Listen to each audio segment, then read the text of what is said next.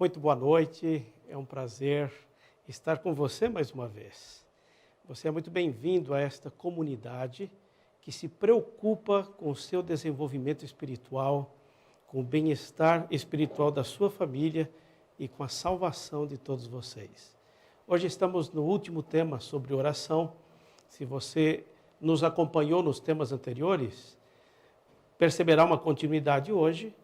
E caso você não tenha tido oportunidade de participar conosco nos temas anteriores, eles estão no canal do YouTube da Comunidade Terceiro Ato, ok? Você pode acessar lá, ou Facebook, ou YouTube, e você terá todos os sermões, todas as palestras disponíveis para que você possa assistir em um outro momento. Hoje o nosso tema é quais são as orações que Deus não pode nos ouvir. Será que há alguma? Um Deus tão preocupado com o bem-estar dos seus filhos, um Deus que promete ouvir as nossas orações, responder sempre. Que coisas, que situações poderiam impedir que esse Deus tão bondoso ouvisse e respondesse às nossas orações? Eu quero convidá-lo a abrir a Bíblia e vamos analisar algumas passagens bíblicas. A primeira delas se encontra no livro de Isaías, Antigo Testamento, Isaías, no capítulo 59 e nos versículos 1 e 2. Acompanhe comigo o texto bíblico. A Bíblia diz assim: Eis que a mão do Senhor não está encolhida para que possa salvar, nem surdo o seu ouvido para que não possa ouvir. Mas são as vossas iniquidades que fazem separação entre vós e o vosso Deus, e os vossos pecados encobrem o seu rosto de vós, para que vos não ouça. Você percebe aqui algo muito importante? Há alguma coisa que possa impedir que Deus ouça nossas orações, que as responda? Com certeza, há várias. E todas elas estão fundamentadas no abrigar o pecado dentro do coração. Deus não está surdo para que não possa ouvir suas orações. Às vezes temos a impressão de que alguns até acham que Deus é surdo, porque oram, gritam, se manifestam de maneira visível e audível, como se Deus necessitasse de 1000 decibéis para atender sua oração. Deus não precisa que você repita inúmeras vezes, que você grite, que você se comporte em praça pública para chamar atenção, porque a sua necessidade é razão suficiente para que Deus te atenda. Mas Deus não pode compactuar com o pecado, porque o pecado vai contra a natureza de Deus, vai contra o seu caráter. O pecado reflete o caráter do inimigo de Deus. E Deus não pode ser conivente com uma atitude pecaminosa premeditada. Então, se alguém abriga no coração o pecado ou a iniquidade, que são quase sinônimos, Deus não pode nos ouvir. Se você, assim como eu, reconhece que é um pecador, que comete atos errados, e mais do que isso, independente das suas ações, você se reconhece ser um ser pecador, que deseja, que seu coração se inclina para o mal todo o tempo, então só há uma solução para nós. Não é orar mais vezes, não é gritar mais alto, mas a resposta de Deus estará numa atitude de reconhecimento e de mudança da sua parte. Então, eu te convido a abrir um outro texto bíblico, que está no livro de Provérbios, também Antigo Testamento, logo depois de Salmos, no capítulo 28 e versículo 13. Qual está, ou onde está, a solução para alguém que conhecidamente, que conscientemente sabe que está em pecado, que deseja que suas orações sejam ouvidas, mas por estar abrigando o pecado no coração, elas não são ouvidas? Veja o que diz a Bíblia: o que encobre as suas transgressões jamais prosperará, mas o que as confessa e deixa alcançará misericórdia. Olha bem para mim. O nosso maior problema em nossa relação com Deus, na verdade, não é o pecado. Porque para o pecado, Deus já tem o remédio. Nenhum pecador ficará fora do céu por haver cometido pecados. Porque para o problema do pecado humano, Deus já proveu solução na pessoa de Jesus Cristo. O próprio livro de Isaías nos explica, nos ensina que Ele carregou sobre si as nossas iniquidades. Portanto, não é porque nós cometemos pecado em algum momento da nossa existência que estaremos fora do céu. Não. Para o problema do pecado, Deus já tem a solução. Para a enfermidade do pecado, Deus criou remédio. Então, por que a iniquidade cria barreiras entre nós e Deus? Na verdade, não é iniquidade. É quando nós encobrimos a iniquidade. Quando nós nos recusamos a admitir os nossos erros. Quando nós encontramos justificativas, desculpas. Você conhece alguém assim? Você já conversou com alguém que o problema dele é sempre culpa de outro? Que ele é assim por causa do pai, da mãe, da família, do marido, da esposa? São pessoas que estão encobrindo as suas próprias faltas. Deus não pode compactuar com pecados acariciados, pecados de estimação, na verdade. Mas aquele que está disposto a reconhecer e confessar e abandonar, a Bíblia garante, este alcançará misericórdia. Nós somos muito propensos a derivar a nossa culpa a outras pessoas. A culpa é do governo, a culpa é da família, a culpa é a falta de oportunidades, a culpa é a falta de tempo. Nós encontramos escusas para todos os nossos erros. Você já percebeu isso? É triste esse fato. Quantas pessoas você já conversou que ela diz assim, você sabe por que eu sou tão duro dessa maneira? É porque eu sou de origem A ou de origem B. E esse povo é gente muito dura. Tudo bem. Cada nacionalidade tem suas características e isso pode influir, mas isso não é desculpa. Porque nós somos o que somos pelas escolhas que fazemos. E, obviamente, todos cometemos erros. E estes erros, estes pecados, estas iniquidades abrigadas no coração, sempre criarão barreiras entre nós e Deus. Impedirá que Ele ouça nossas orações e poderá tirar muitas pessoas do reino dos céus.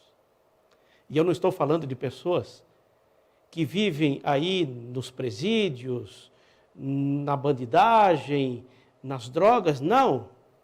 Eu estou falando que pecados abrigados podem tirar pastores do céu, podem tirar bons cristãos do céu, podem tirar frequentadores da igreja de dentro do céu, porque nós não podemos nos esconder atrás de desculpas para não reconhecer o erro que cometemos, o pecado que abrigamos. Deus está disposto a ouvir a oração daquele que confessa e deixa. Você percebe a caminhada? Aquele que reconhece, que confessa e deixa. Esses pecados fazem separação. Não porque Deus esteja com seus ouvidos fechados para não te ouvir, mas porque você mesmo não dá condições a Deus para agir na sua vida. Então, aí está a primeira resposta. Se alguém te perguntar, há alguma coisa que pode impedir que Deus ouça minhas orações? Sim ou não? Sim. Você acabou de ouvir 2 textos bíblicos importantes. E sabe, eu te sugiro, anote estas coisas, não confie na sua memória. Anote, verifique depois. Isso faz bem para a sua vida espiritual. Eu quero te desafiar a ver um outro texto bíblico. Ele está no livro de Lucas, capítulo 18. É uma outra atitude que pode impedir que Deus ouça nossas orações. Em Lucas capítulo 18, a partir do versículo 10, a Bíblia conta a história de 2 homens de mesma nacionalidade, vivendo possivelmente na mesma cidade, ambos com conhecimento religioso diferente, experiência religiosa diferente. E no versículo 20 do capítulo 18, versículo 10, é parte de uma parábola que Jesus contou para expressar esta realidade que estamos apresentando hoje. Diz a partir do versículo 10, 2 homens subiram ao templo com o propósito de orar, um fariseu e um publicano. Presta atenção, são 2 homens que foram onde? Na igreja. Boa decisão, boa atitude, escolheram um bom lugar, mas havia diferença entre eles. Versículo 11. O fariseu, colocando-se em pé, orava para si mesmo. Presta atenção nessa frase. Para quem o fariseu orava? Para si mesmo. Se a oração é comunicação com Deus, você não ora para si. Você não ora para outras pessoas ouvir sua oração. Você não ora com a intenção de impressionar ninguém. Se a oração é comunicação com Deus, o primeiro pecado deste homem foi orar para si mesmo. E diz mais a Bíblia: ó Deus, graças te dou, porque não sou como os demais homens, roubadores, injustos, adúlteros, nem ainda como este publicano que está ao meu lado. Eu jejuo 2 vezes por semana, dou meu dízimo de tudo quanto eu ganho. Na verdade, este homem não estava orando a Deus. Ele estava prestando um relatório para Deus das suas virtudes. Ele praticamente estava dizendo: Deus, presta bem atenção em tudo que eu faço e veja quão merecedor eu sou de ser atendido em minhas orações. Este homem, em seu atrevimento, estava dizendo a Deus: Senhor, você tem uma dívida comigo. Depois de tudo que eu fiz, o Senhor tem a obrigação de me atender. Onde estava o seu primeiro erro? Era olhar para si mesmo com muito mais tolerância do que deveria. Porque a Bíblia declara acerca da nossa natureza: todos os homens pecaram e estão destituídos da glória de Deus. Não há um justo sequer. E o fato de que alguém pratique boas obras, frequente uma igreja, dê suas ofertas, seja voluntário nas atividades de uma denominação, não torna ele justo diante de Deus. Esse homem não havia compreendido o princípio do Evangelho. Nossa salvação não depende daquilo que fazemos e nem de quem somos. Depende daquele em quem cremos e a quem buscamos. Este homem orou para si mesmo. Agora, verifique o outro homem, a diferença que há entre os dois. No versículo 13, em contraste com este publicano, com este fariseu, a Bíblia diz que um publicano, estando em pé, longe, não ousava nem ainda levantar os olhos ao céu, mas ele batia no peito dizendo: ó Deus, tem misericórdia de mim, porque sou pecador. Este homem reconhecia a sua condição. Ele não estava exigindo nada de Deus, porque reconhecia que na sua condição de pecador, ele não merecia nada. Aliás, até merece. A Bíblia revela no livro de Romanos qual é o mérito do pecador. E ela diz: o pagamento pelo pecado é a morte.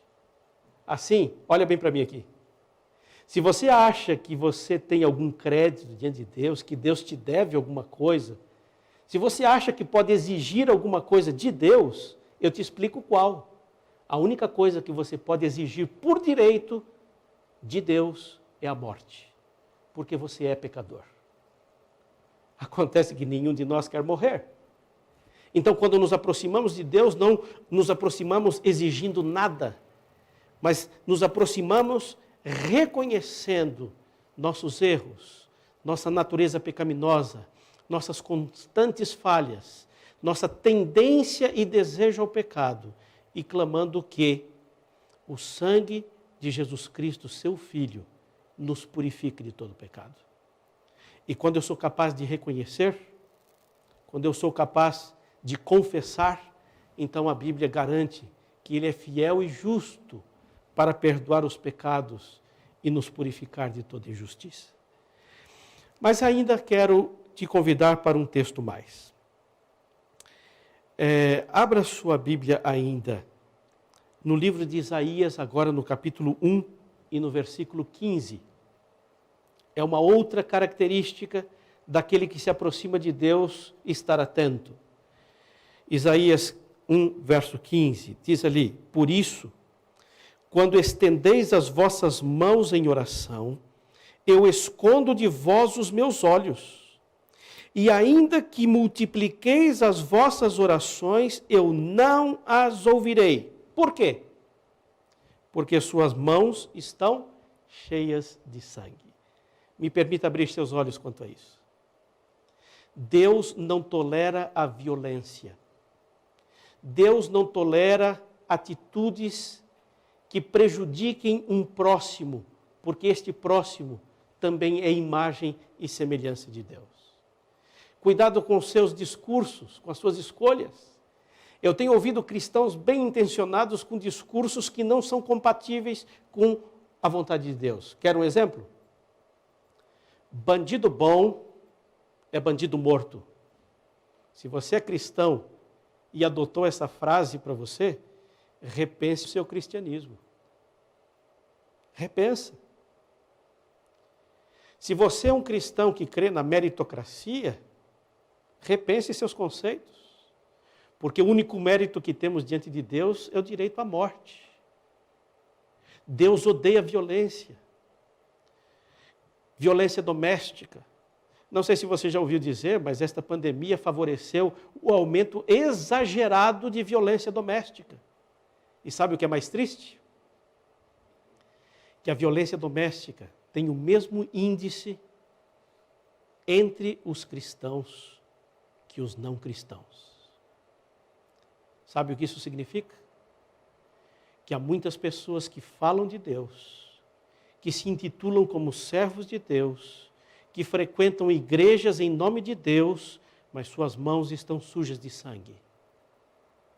Deus não aceita as orações de pessoas violentas. Repense seus conceitos. Deus é um Deus zeloso, cuidadoso. E falando em violência doméstica, eu te convido a ler um outro texto bíblico que está em 1 Pedro, capítulo 3, e no versículo 7. Este é um recado para as famílias. Esteja atento a esse texto bíblico. Diz ali: igualmente vós, maridos, coabitai com sua esposa com entendimento, dando honra à mulher como vaso mais frágil, reconhecendo que ela também é coerdeira da graça da vida, para que não sejam impedidas as vossas orações. Você tem problema com a sua esposa? Vocês quase saíram no tapa essa semana? Pode ter certeza. Esta atitude não passa despercebida diante dos olhos de Deus. E qual a solução então? A oração não substitui a atitude de confissão, de reconhecimento do seu erro. Deus é tão zeloso com isto, que certa vez disse em tom muito categórico: antes mesmo de vir à igreja e trazer uma oferta ao Senhor, vai reconciliar-te primeiro com o teu próximo. Você já tinha parado para pensar que as relações domésticas, a relação conjugal, o conflito familiar pode ser um motivo para que suas orações não sejam ouvidas? Você já encontrou pessoas, ou quem sabe você mesmo, que já pensou assim: eu não sei o que está acontecendo, eu oro e parece que não acontece nada. Será que Deus não ouve minha oração? A pergunta deveria ser diferente. Porque de acordo com Isaías, os ouvidos de Deus não estão fechados para ouvir ninguém. A pergunta deveria ser diferente. O que estou eu fazendo de errado ao ponto das minhas orações não chegarem até Deus? As questões domésticas são extremamente importantes. Na verdade, não existe separação entre religião prática e vida doméstica. A primeira igreja que todos nós temos é a que está dentro da nossa casa. Portanto, vocês têm problemas familiares? Tiveram dificuldades no relacionamento? Se agrediram física ou verbalmente? Estão dormindo em quarto separado? Está um sem falar com o outro? Antes de vocês acertarem essa situação, não adianta multiplicar as suas orações. E eu quero chamar sua atenção a um outro fato. Haveriam muitos outros para discutirmos aqui. Esse é um tema interminável que me fascina, mas haveriam muitos outros temas e o tempo não nos permite, mas eu te convido a abrir a sua Bíblia em Números capítulo 22. Antigo Testamento, no capítulo 22, leremos apenas alguns versículos e eu deixo para você como tarefa de casa ler o capítulo todo depois com mais tempo, ok? Mas diz ali no versículo 22 que tendo partido os filhos de Israel, acamparam-se nas campinas de Moabe, além do Jordão, na altura de Jericó. Viu, pois, Balaque, filho de Zippor, tudo o que fizera Israel aos amorreus, e teve grande medo deste povo, porque era muito grande, e andava angustiado por causa dos filhos de Israel. Versículo 5.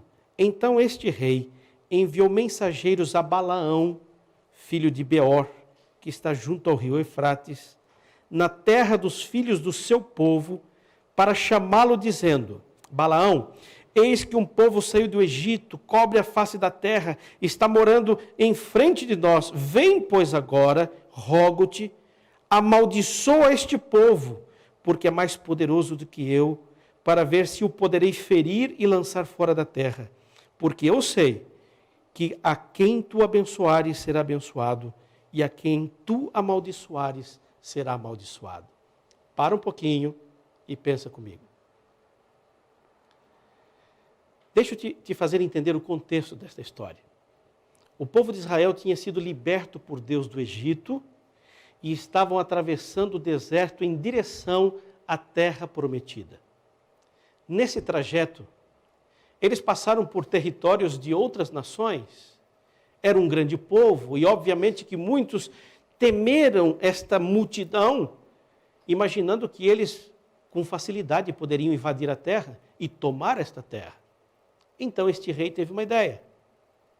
Procurou Balaão para que este homem, um profeta de Deus, recebesse uma grande quantidade em dinheiro para trabalhar em função do reino, amaldiçoando o povo de Deus. Até aqui não me surpreende, porque Balaque não era um servidor de Deus, ele não conhecia a Deus, ele não tinha intimidade com Deus, ele simplesmente soube que havia um homem de Deus naquela região e mandou chamá-lo com a intenção de comprar dele o seu trabalho de amaldiçoar o povo de Deus. Até aí não me estranha.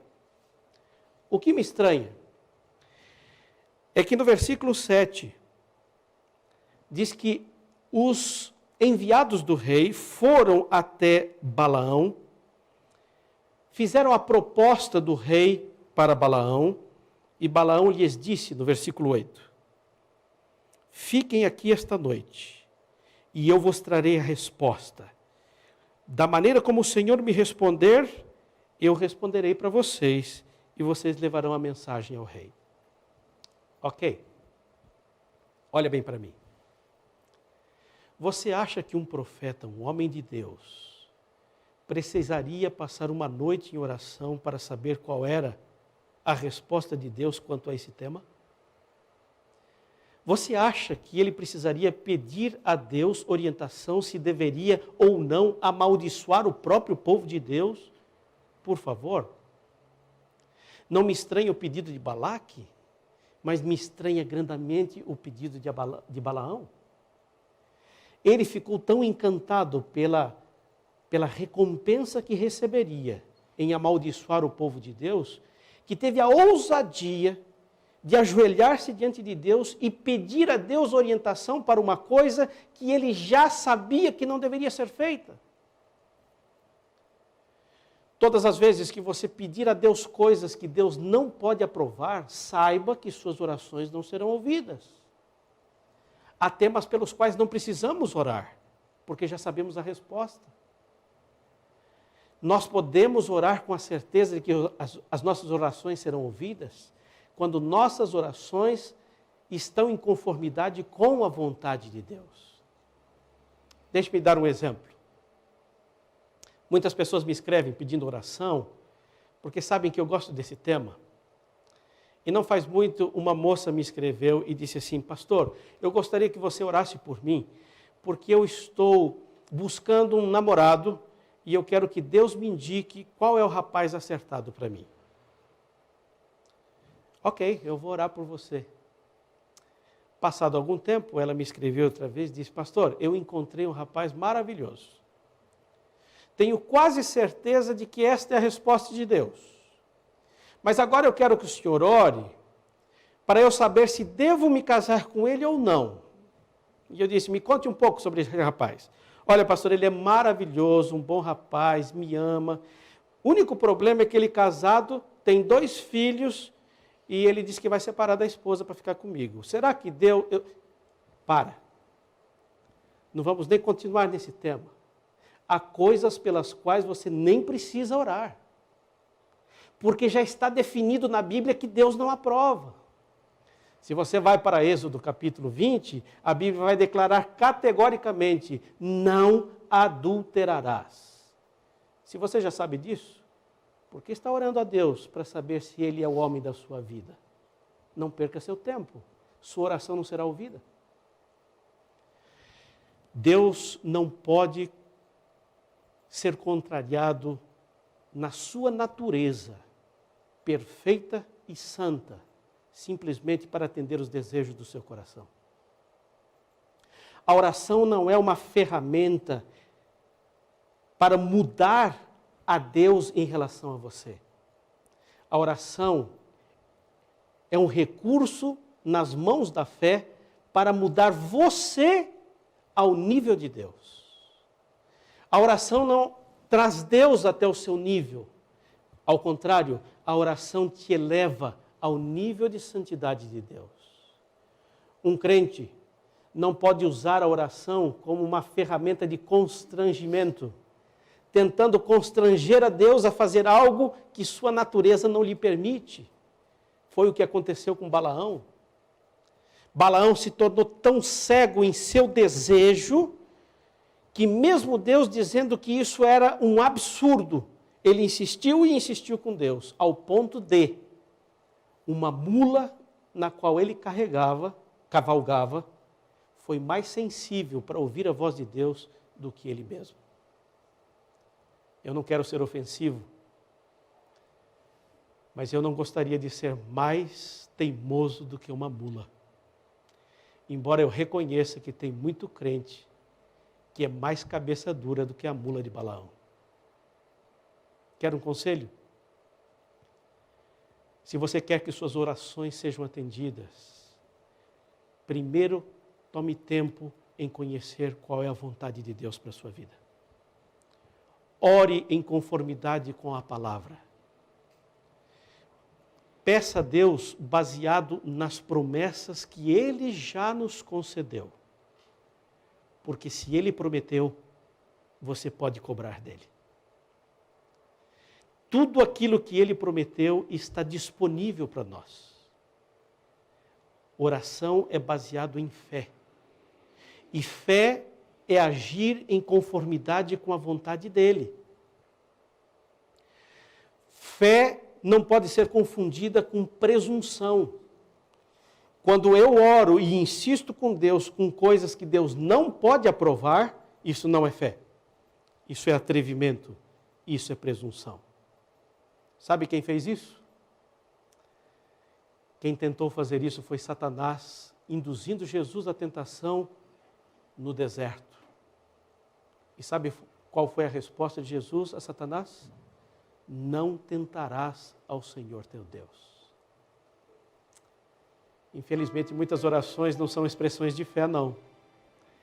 Muitas orações são uma maneira de tentar a Deus, manipulando com meio de palavras bonitas, tentando fazer com que Deus haja de uma maneira contrária ao seu caráter de amor.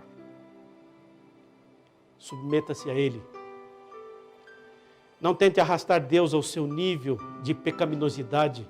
Ao contrário, permita que a sua relação com Ele, que os seus momentos de devoção, que os seus momentos de oração te tornem uma pessoa melhor, mais sensível, mais amoroso, mais consagrado e mais santo também.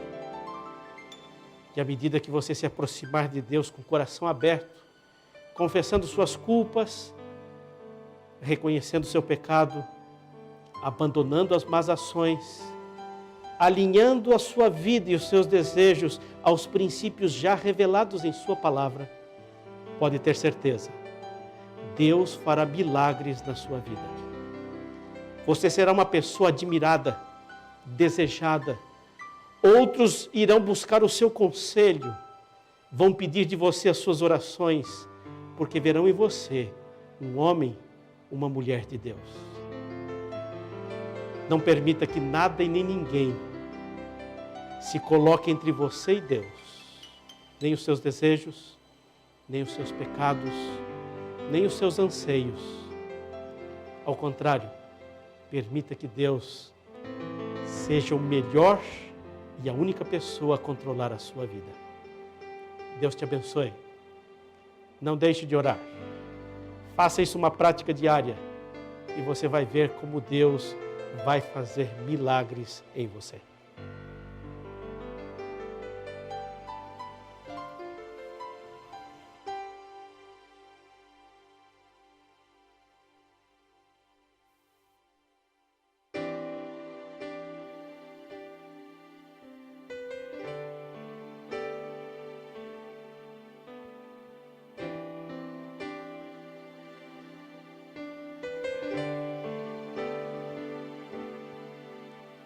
Você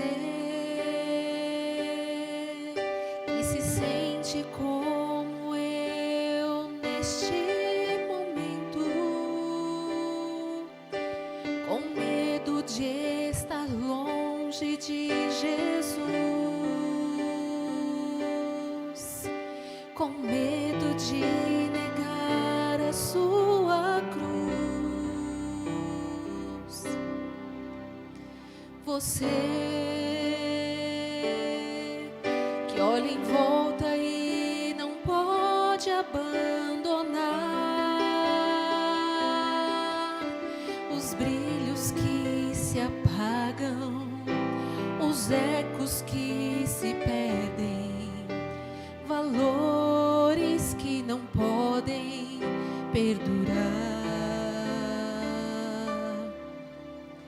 Você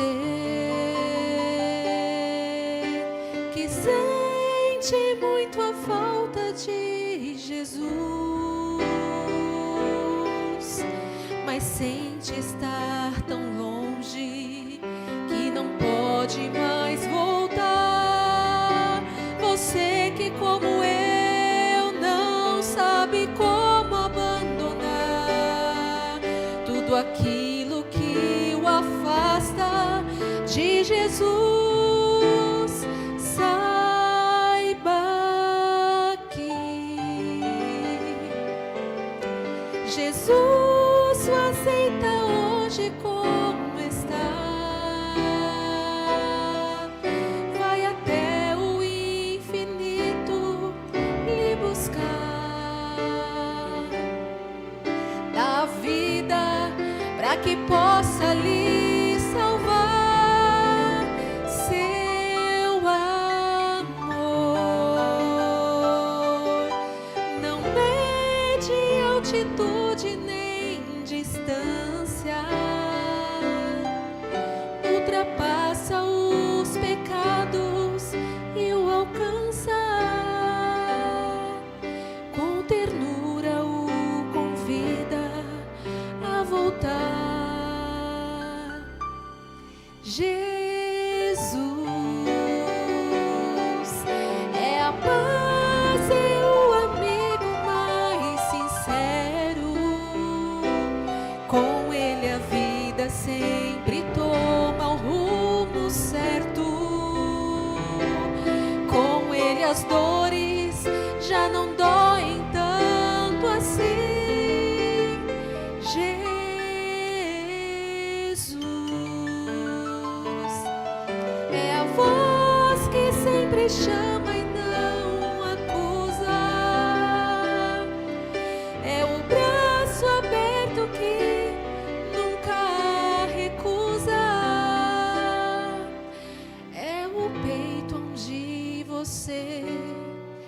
vai se encontrar.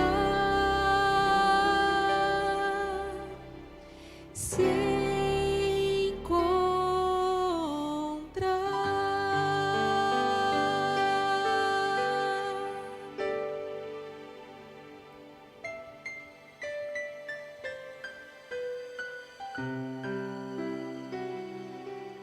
Jesus Cristo vai encontrar você onde estiver. Você pode estar num presídio, no hospital, na sua casa, em algum lugar que as pessoas nem imaginam onde você esteja. Ele vai te alcançar aí. Não permita que nada interfira entre você e Deus. Esta linha de comunicação tem que estar aberta. Identifique se há algumas questões da tua vida que está impedindo que Deus ouça as suas orações. Confessa, deixa e creia. Você vai alcançar misericórdia. Vamos orar? Pai querido, que privilégio nosso falar contigo por meio da oração. Não queremos que nada e nem ninguém se torne em barreira que nos impeça de falar abertamente de coração a coração. Se há alguém nesta noite que nos acompanhou e sente que há pecados escondidos, há erros que são cometidos e que não foram confessados, dá-lhes disposição de abrir o coração a Deus, confessar a sua culpa, contar do seu pecado, aceitar o perdão de Deus, começar uma nova experiência com a certeza de que a partir deste momento de confissão, uma nova história estará sendo escrita na sua vida. Toma a cada ouvinte nas tuas mãos, cada internauta, abençoa-os de maneira muito profunda, para que o mal, a tentação, a enfermidade não lhes roube a paz, não lhes tire a saúde e permita, ó Deus, que possam descansar nesta noite em paz e na confiança da proteção dos teus santos anjos, em nome de Jesus. Amém.